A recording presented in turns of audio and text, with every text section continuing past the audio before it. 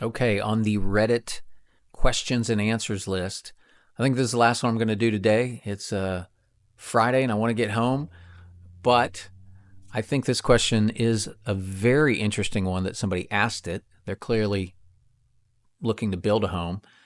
And their question was from Dukiox on Reddit. Any advice on ensuring the builder accepts a third-party inspection at various milestones in the build? Will most high-end builders agree to this, or do I need to be nuanced when making the request before signing the build contract? So I put some info responses in there, but again, I'm going to wing these, when I'm making these videos right now. This is an interesting question because I've dealt with this many times over the years. And I had a situation within the past, it was about a year and a half ago, that wasn't great with this type of scenario. So the answer I gave to this person is I would discuss this with the builder, depending on how their contract reads, where they're located at. What can happen is the water can get very muddied with a third-party inspector. Typically, to me, those are going to be what we call these home inspectors. Usually when you're buying a home, they come in and do the inspection and find various things that everybody agrees needs to be fixed or get negotiated or what have you. When you're doing it in construction, it's a little bit different. So in this one example, we had a situation where we're building in the suburbs in a city, so we have to get city inspections. The cities on the building permit also required that the homes had been engineered. The foundations always have to be engineered, and a lot of times the framing has to be engineered, and in this case, in this city, it was. So there was a framing engineer that designed everything also. And so this city, the way they did what we call the seconds inspection, where they're looking at mechanical items like electrical and whatnot, the city comes out and does that, and they also do a frame inspection, but they require that the framing engineer do a framing inspection also. So the actual engineer that designed the house also had to inspect. Now, this homeowner brought a third-party inspector out, and this inspector started hitting on all these framing items and said there was one thing in particular with the way certain things were done with the roof rafters, where they wanted all these corrections done that at this stage would have cost thousands of dollars and weren't needed. I mean, my framer is 60 years old, has been running crews for 40 years, and said that's crazy.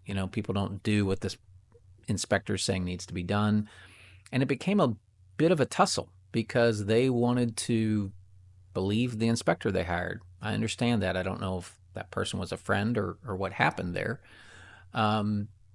But we had to get the engineer out to look at what the other inspector was saying was wrong. The engineer says, no, it's not wrong. The way you framed this is perfect. And it went round and round. Eventually another inspector was hired engineer, and that engineer agreed with our engineer, and the whole thing finally got put to bed. But that was an interesting situation that I'd never had happen, and it is the kind of thing that bringing a third-party inspector into the fold can cause. You get 3 different people looking at something, and everybody can have different opinions. It really shouldn't be based on opinion. It should be based on, the way things are supposed to be done per code. So the only thing I would say about this type of situation is that it can get sticky. So a lot of times, even, what I've dealt with the most is not really these inspectors coming in during construction. It's them coming in at the end. And even that can be interesting. We had a house that the homeowners we built, they were in a city, so we got all the normal city inspections. The homeowners were breaking up or whatever, and had to sell the house within 6 months of having it built. And when they were selling it, the person buying it had a home inspector. And the home inspector referenced 5 or 6 different things that weren't, I don't want to say done right, that said weren't meeting code and needed to be corrected. And My homeowner's coming back on us 6 months later going, well, I'm trying to sell the home, and this new buyer's inspector is saying all these things need to be fixed. And this is one of these crazy situations where we're saying, well, what can happen with the inspectors is they can be referencing different codes than the city has adopted. So there are a lot of different codes out there. Some cities will be referencing a 2018 IRC code, some will be referencing a 2021. There can be changes with these different codes. And so we now have a new electrical code that wants surge protectors on houses that was not on the earlier code. And that wasn't one of the things in this, but the most common thing you'll get are the ground fault interrupter outlets that an inspector will come in and say, well, this circuit should have all of these GFCIs on them, when the reality was the way the house was done was, in the case of this one example, was only 6 months old.